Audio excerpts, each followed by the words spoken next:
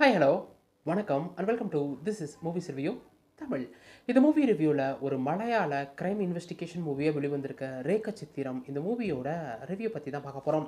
So இந்த படத்தோட one line story என்னன்னு கேட்டிங்கன்னா, படத்தோட ஸ்டார்டிங்லேயே ஆசிஃப் அலி ஆன்லைனில் ரம்மி விளாண்டு கிட்டத்தட்ட 15 லட்சம் வின் பண்ணிடுறாரு. அதனாலேயே அவர் மேலே காண்டான போலீஸ் டீம் பார்த்தீங்கன்னா அவரை சஸ்பெண்டும் பண்ணி வச்சிடறாங்க. இது இப்படியே போயிட்டு இருக்கிற டைமில் படத்தோட ஸ்டார்டிங்லேயே ஒரு பணக்காரரை காட்டுறாங்க. அவர் ஃபுல்லாக சரக்கு அடிச்சுட்டு ஒரு காடு மாதிரி இருக்குது அந்த இடத்துல போயிட்டு ஃபேஸ்புக் லைவையும் ஓப்பன் பண்ணிவிட்டு, நாங்கள் கிட்டத்தட்ட 40 வருஷத்துக்கு முன்னாடி ஒரு 16 வயசு பொண்ணை இங்கே தான் கொன்று புதைச்சிட்டோம்.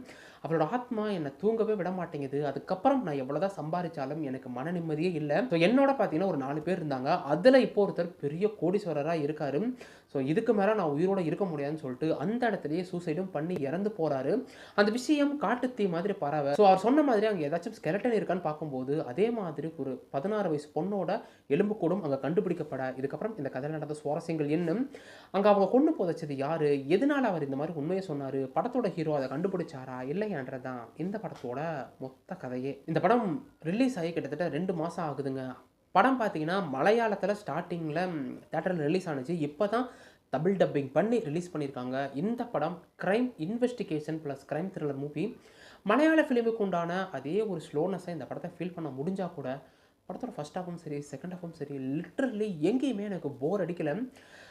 நீங்கள் நிறையா கிரைம் இன்வெஸ்டிகேஷன் கிரைம் த்ரில்லர் மூவிலாம் பார்க்குறவராக இருந்தால் அடுத்து என்ன நடக்க போகுதுன்னு சொல்லிட்டு நீங்கள் ஈஸியாக ப்ரிடிக்ட் பண்ணிடுவீங்க. அப்படி ப்ரிடிக்ட் நீங்கள் பண்ணால் கூட அந்த படம் பார்த்தீங்கன்னா எங்கேயுமே என்னை பொறுத்த வரைக்கும் கொஞ்சம் கூட அந்த லேக்னஸை ஃபீல் ஆகாத அளவுக்கு பார்த்தீங்கன்னா ஸ்க்ரீன் பிளேவை அவ்வளோ அழகாகவே கொண்டு போயிருந்தாங்க.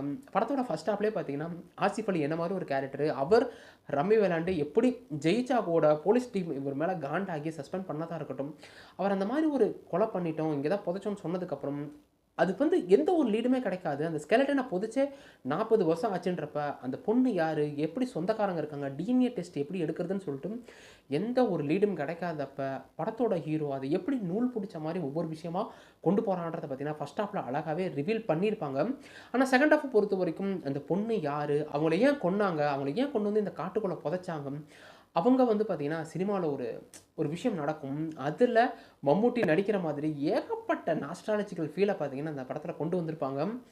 என்ன கேட்டிங்கன்னா அந்த படத்துக்குள்ளே ஒரு படம் எடுக்கிற அந்த சீக்வன்ஸ் இல்லைனா இந்த படம் எந்த அளவுக்கு உயிரோட்டமாக இருந்திருக்குன்னு தெரில. கிளைமேக்ஸில் பார்த்தீங்கன்னா ஒரு எமோஷனல் கனெக்டை வச்சு முடிச்சதும் பார்த்தீங்கன்னா பர்சனலாக அவ்வளோ சூப்பராக இருந்துச்சு. இதை தவிர படத்தோட டெக்னிக்கல் டீமை பொறுத்த வரைக்கும் சினிமோட்டோகிராஃபியாக இருக்கட்டும் இல்லை சவுண்ட் டிசைனிங்காக இருக்கட்டும், இந்த டிஐ ஒர்க் பார்த்தீங்கன்னா இந்த படத்துக்கு உண்டான மூடை செட் பண்ண விதம்னு சொல்லிட்டு எல்லாமே டாப் நாச்சாக இருந்துச்சு. இதை தவிர ஆசிஃப் அலியாக இருக்கட்டும், அந்த பொண்ணு பார்த்தீங்கன்னா ஒரு கன்னியாஸ்திரி மாதிரி நடிச்சிருப்பாங்க. அவங்க பேர் தெரியல. அவங்களா இருக்கட்டும், கூட நடித்த எல்லா ஆர்டிஸ்ட்டும் பார்த்தீங்கன்னா சித்திக்குன்னு சொல்லிட்டு எல்லாருமே கொடுத்த ரோலை நீட்டாக பண்ணியிருக்காங்க. ஸோ வாய்ப்பு கிடைச்சா ஒன் டைம் ஆச்சும் வாட்ச் பண்ணி பாருங்கள். படம் ஜீ தமிழில் தமிழ் டப்பிங்கோடய அவைலபிளாக இருக்குது. மொத்தத்தில் எந்த ரேக்க சித்திரம் எப்படி இருக்குன்னு கேட்டிங்கன்னா, இந்த படம் என்ன தான் 2 மாதத்துக்கு முன்னாடி ரிலீஸ் ஆனால் கூட ஜி5ல் இப்போ தான் தமிழ் டப்பிங் பண்ணி ரிலீஸ் பண்ணியிருக்காங்க.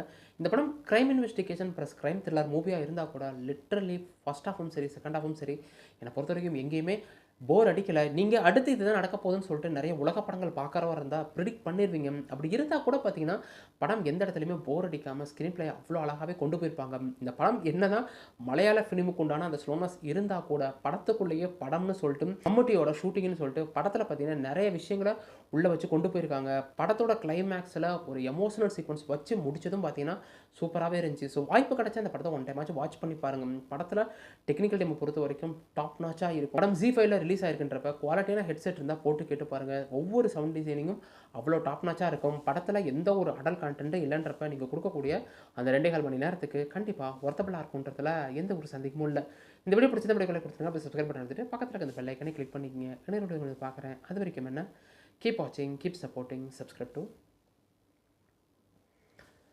Movies review Tamil.